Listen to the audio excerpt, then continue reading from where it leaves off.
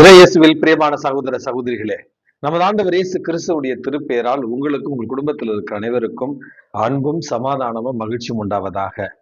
அன்பு மிக்கவர்களே, பிப்ரவரி மாதம் 19ஆம் தேதி விபூதி புதனுக்கு பிறகு வருகிற இந்த வியாழக்கிழமை தாயாம் திரு அவை புனித கோன்ராட் என்பவருடைய நினைவு நாளைத்தான் கொண்டாடுகிறது. எச்சான்சா நகரத்துடைய கோன்ராட் என்று இவரை அழைப்பார்கள்.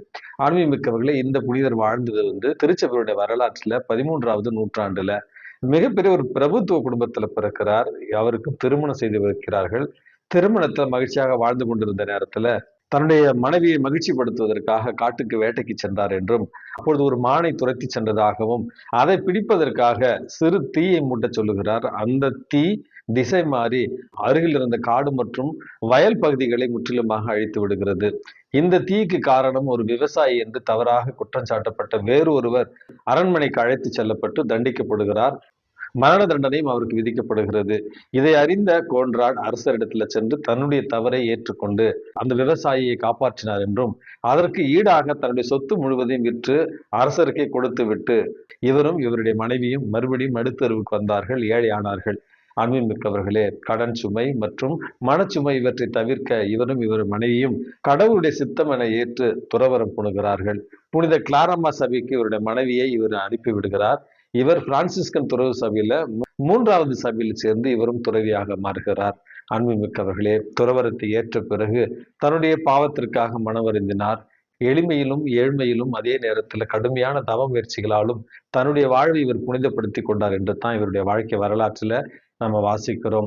பட்டாலியனிலிருந்து மால்டா தீவிற்கு இவர் வேத போதக பணிக்காக சென்றார். பல மணி நேரம் இயேசுவனுடைய பாடுபட்ட சுரூபத்திற்கு முன்பாக ஜெபிக்கிற ஒரு வழக்கத்தை கொண்டிருந்தார் என்று தான் இவருடைய வாழ்க்கை வரலாற்றுல நம்ம வாசிக்கிறோம்.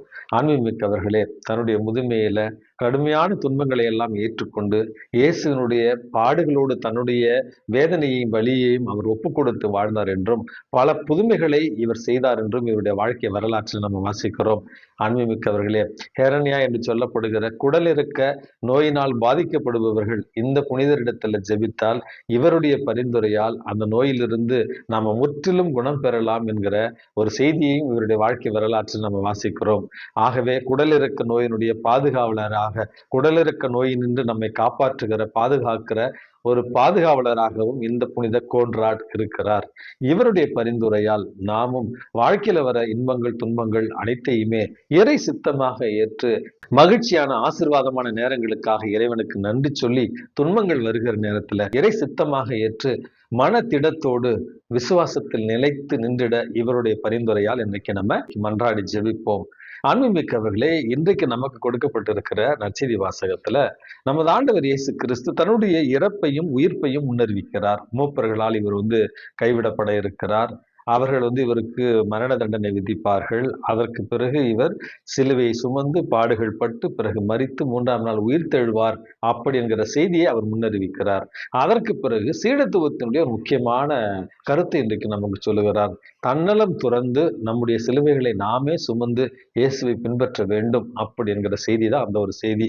இந்த ஒரு தவ காலத்துல நாம நினைத்து கொண்டிருக்கிறோம், வெறும் திருநிற்றால் அல்லது விபூதியால் நெற்றியில சிலுவை அடையாளம் வரைந்தால் மட்டும் போதும், அல்லது வெள்ளிக்கிழமைகளில சுத்த போசனம் இருந்தால் மட்டும் போதும், அல்லது தவக்கால திருப்பயணங்களில பங்கு பெற்றால் மட்டும் போதும் மனமாற்றத்தை அடைந்து விடலாம், அல்லது இயேசுவுக்கு உகந்தவர்களாக மாறிவிடலாம், அல்லது ஒரு நல்ல சீடர்களாக நம்ம மாறிவிடலாம் என்று இந்த வெறும் வெளிப்புற அடையாளங்களை செய்தால் மட்டும் போதும் என்று நினைத்துக் கொண்டிருக்கிறோம். அன்புமிக்கவர்களே, இந்த வெளிப்புற சடங்குகளை செய்வது நல்லதுதான். உடலை ஒருத்துவது அல்லது சுத்த போசனத்துல இருப்பது மிகவும் நல்லதுதான். ஆனா அதையும் தாண்டி இந்த ஒரு தவக்காலத்துல வெளிவேடமற்றவர்களாய் உள்ளார்ந்த அன்போடு இயேசுவை அன்பு செய்கிற ஒரு பழக்கத்தையும் நம்முடைய அன்றாட வாழ்க்கையில கவலைகளுக்கு இடம் கொடுக்காமல் நமது ஆண்டவர் இயேசுவின் மீது நம்பிக்கை கொண்டவர்களாக வாழ்ந்திட வேண்டிய ஒரு வரத்திற்காகவும் இந்த ஒரு தவக்காலத்துல மற்றவர்களை காயப்படுத்துகிற, மற்றவர்களை கரைப்படுத்துகிற தேவையில்லாத வார்த்தைகளை உதிர்ப்பதை தவிர்த்துவிட்டு மற்றவர்களை ஆறுதல் செய்கிற, ஆற்றுப்படுத்துகிற வார்த்தைகளை பயன்படுத்திடவும் இந்த ஒரு தவ காலத்துல சின்ன சின்ன ஒருத்தல்கள் மூலமாக மற்றவர்களுக்கு சிறு சிறு உதவிகளை செய்திடவும் இந்த ஒரு தவ காலத்துல நம்முடைய சிற்றின்பத்திற்காக நம்மை மகிழ்ச்சி படுத்துகிற தேவையில்லாத உலகத்தலமான காரியங்களிலிருந்து நம்மையே சற்று கட்டுப்படுத்தி கொண்டு இறைவனிடத்துல நேரத்தை செலவிட்டு இறை அன்பில வளர வேண்டிய ஒரு சில நல்ல பழக்க வழக்கங்களையும் செய்து இந்த தவக்காலம் உண்மையாகவே வெளிவேடமற்ற ஒரு தவக்காலமாக நம்மை ஆன்மீகத்துல வளர்த்தெடுக்கக்கூடிய ஒரு தவக்காலமாக மாறிட இறைவனுடைய அருளுதவியை இன்றைக்கு மன்றாடி ஜெபிப்போம். எல்லாம் அல்ல இறைவன் தந்தை மகன் தூய ஆவி உங்களையும் உங்கள் குடும்பத்தில் இருக்கிற அனைவரையும் நிறைவாக ஆசிர்வதித்து பாதுகாத்து வழி நடத்துவாராக. ஆமேன்.